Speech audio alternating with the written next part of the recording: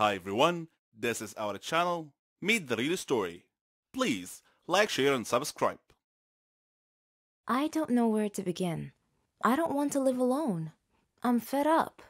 I need someone to talk to laugh with, to play with. I've been lonely since birth. My name is Bella, and I'm 10 years old. And this is my story. I lived with my parents in a nice, quiet neighborhood. My father was an engineer, and my mother was a housewife. Father used to travel a lot, but my mom always stayed home with me. Father was always busy. Whenever I asked him to play with me, he'd play with me for a while. Then he'd get a phone call and leave me by myself. Mother was always worried about me. She feared everything on the street, from friends to neighbors. My neighborhood didn't have any kids for me to play with. My parents used to fight a lot. I often saw Mother with her face colored blackish blue. Whenever I would ask her about it, she wouldn't reply. I didn't have any friends because Mother didn't want me to have any. I guess she was afraid they would hurt me. I don't know. One time, my parents were sitting together, and I asked Father why I didn't have any brothers or sisters. He told me to ask Mother, but Mother would just sit there silently, without answering. Later, there came a time when Father grabbed Mother and began beating her. I tried to pull him away from her, screaming, "Leave her alone! Let her go!" He slapped me hard, and I fell down. The last thing I heard before I lost consciousness was my mom screaming. I woke up later in the hospital to see my mom crying. She asked me if I was okay, and I nodded. When we returned home, my father wasn't there. I asked Mom where he was, but she simply said that he left on a very long business trip. I was feeling a little sad, but Mom surprised me with a doll. This was the first time that Mom had ever given me a doll. She said that doll would be like my little sister. I hugged it tightly and said to it, "Nancy, you and I are going to be the best sisters ever." Mom often left me with Nancy when she had to go out to do business. It was okay though. I felt that Nancy could understand me whenever I spoke to her. Time passed quickly. One day, Mom came home tired and went to sleep on the couch. I made a tent in my room where I collected all of my toys and played with Nancy. I was speaking to Nancy and telling her how beautiful she was and how I felt lucky to have her as a sister. Then I asked her, "Nancy, do you know why Father left us?" Miraculously, Nancy answered me, saying, "Father left you because he never really loved you to begin with." I was shocked and took 2 steps back. Then I said with a trembling voice, "Nancy, you you can speak?" Nancy answered and said, "Of course. Can't all dolls?" From that moment on, Nancy and I lived in our own private little world.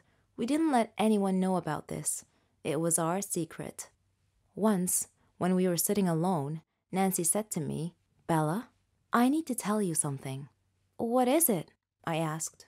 Then she said the strangest thing. "You have to leave this world because you deserve a better one." That didn't make sense. Actually, it felt more like a threat. It frightened me, and I called for Mom.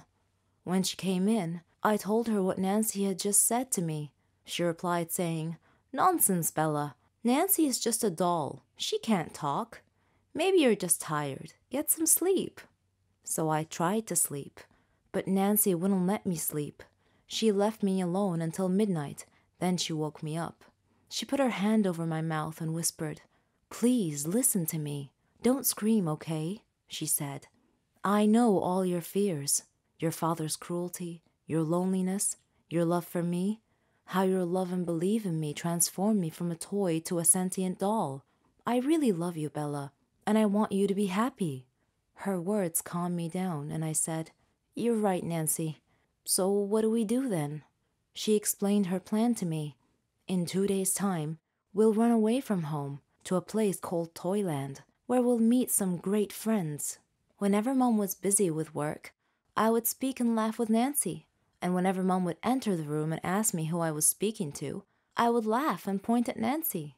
I could see in Mom's eyes that she was beginning to worry about me.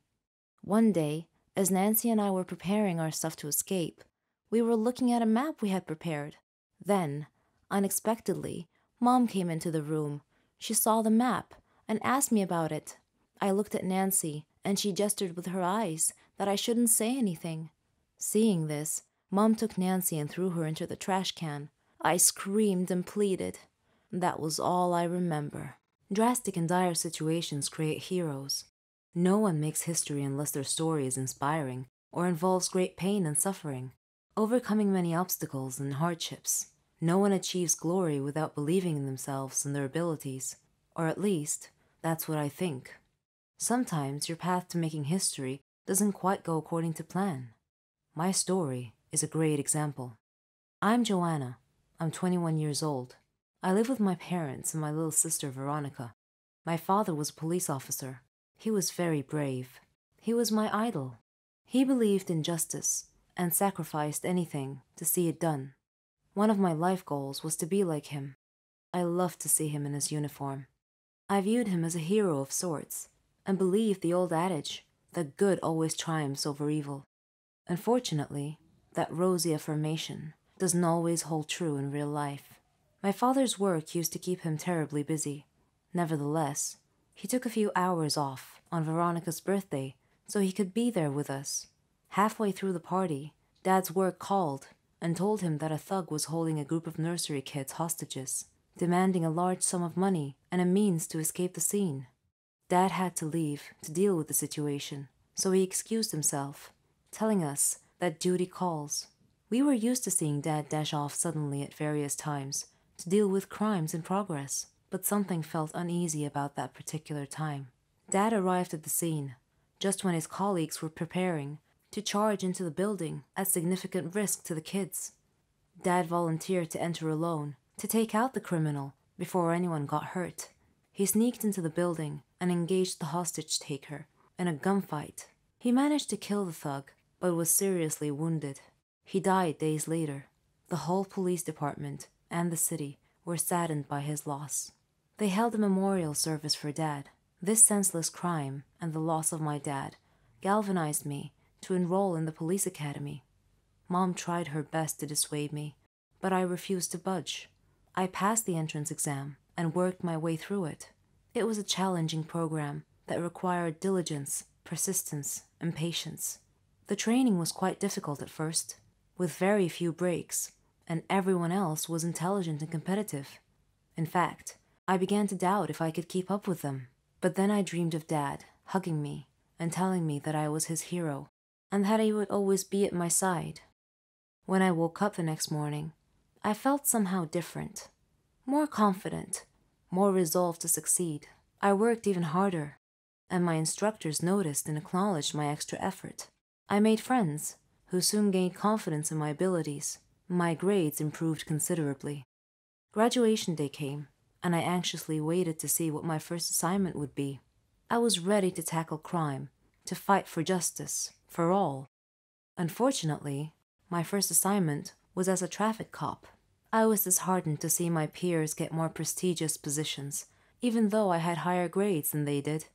Dejected, I went home and told my mom. She encouraged me and told me that everyone had a job to do and should do it to the best of their ability. Rewards would come in time. She said she appreciated the work of traffic cops, who kept city traffic flowing smoothly during accidents and other abnormal situations. Her words helped me to accept my situation. Regardless, the work was boring, and I still envied my peers for their more important and more glamorous assignments. Life's just not fair. But remember those dire situations I mentioned earlier? Well, during one of my traffic control days, when a traffic light had failed, I noticed 2 black cars idling in front of a bank in a no parking zone. Initially, I thought it was the bank manager or some other VIP stepping into the bank for a quick stop. I turned my attention back to my traffic control and waved the cars waiting in the left turn lane to proceed to turn left. Then, I looked back at the bank and noticed that a man had gotten out of one of the black cars and stepped over to speak with the bank guard, standing outside the bank. Suddenly, he struck the guard and knocked him unconscious. Then the cars emptied as a group of masked men exited and rushed into the bank. These actions all occurred in quick succession. An armed robbery was in progress. I called the police station on my radio and reported the incident. The police quickly showed up and took the waiting car drivers into custody. The masked men had no choice but to remain inside the bank, with the customers as hostages. They were trapped. They threatened that if they weren't let go free with the money, they would blow up the bank and kill all the hostages. My father's life and death scene played across my mind like a movie rerun. I watched the policemen discussing what to do. I felt that I knew more about these city blocks than they did, because I spent many hours every day plying these streets, directing traffic. So I volunteered to enter the bank alone.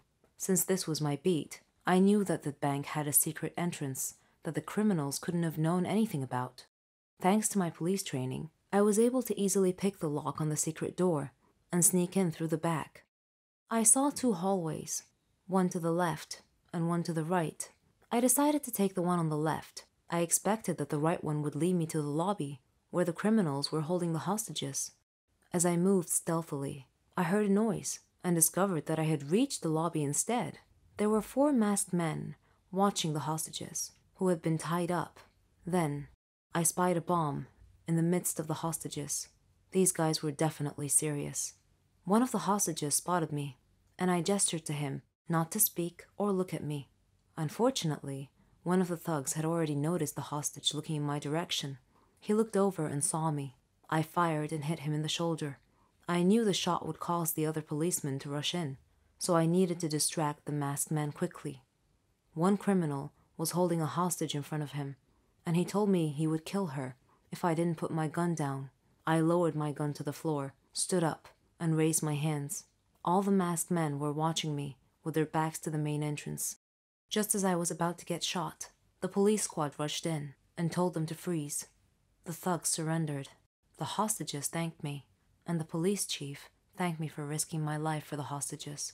The next day, the governor called me into his office and praised my bravery and dedication. He surprised me by transferring me from the traffic control division to the crime prevention division.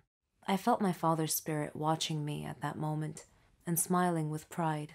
My friends began calling me the Girl of Steel, and I was perfectly okay with that.